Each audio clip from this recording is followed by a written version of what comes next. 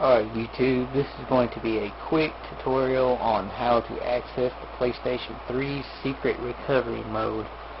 Now, this recovery mode can be used to fix numerous errors that you may encounter on the PlayStation 3, such as error codes.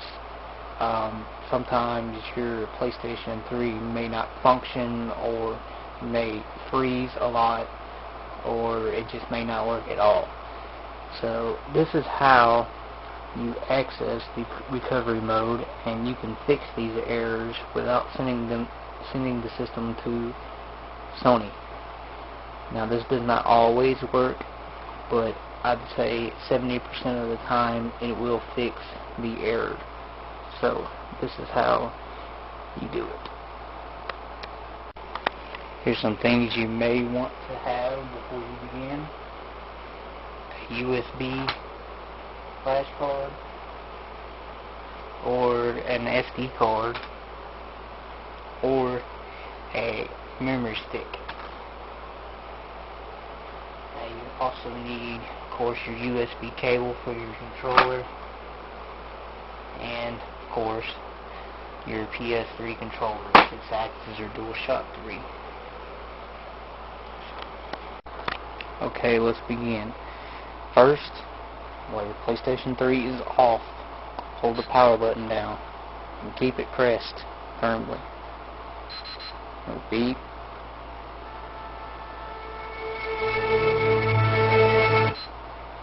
No beep again. It will shut off. Now, hold again. No beep. No beep again. And it'll be twice and let go.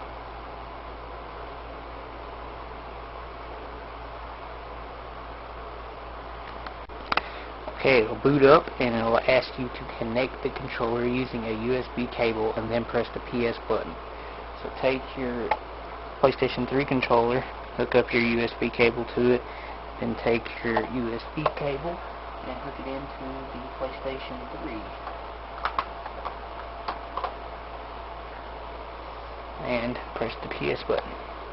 Okay, this is the PlayStation 3's recovery mode. Now, before you start pressing buttons, let me explain what everything does in here.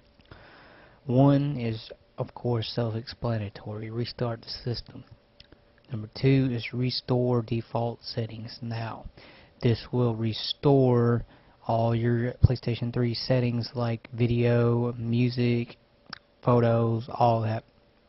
And let me stress that when you restore default settings in the recovery mode, it also restores your email addresses and your passwords for your user profiles. So when you go to restart, you'll have a little star next to your profile, and you will have no login information. So it is not the same as when you're restoring default settings in the XMB. 3 is restore file system. Now, this is basically where all your firmware files are held, and when you press it, it will quickly restore all the files together and fix corrupted data and whatnot.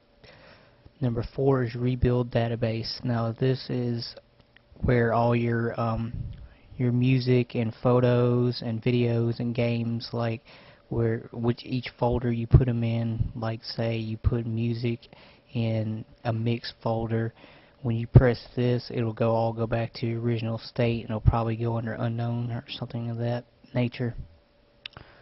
5, restore PS3 system. Now, this will format your hard drive and completely erase everything, so be aware that you will erase all your data. Number 6 is system update. Now, this is what your USB card and your SD card and the memory stick is for. You download PlayStation 3's update files on your computer and put them on a USB card, or etc.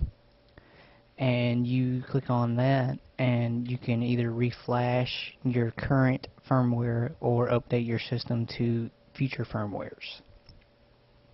Now, like I said, none of this always works.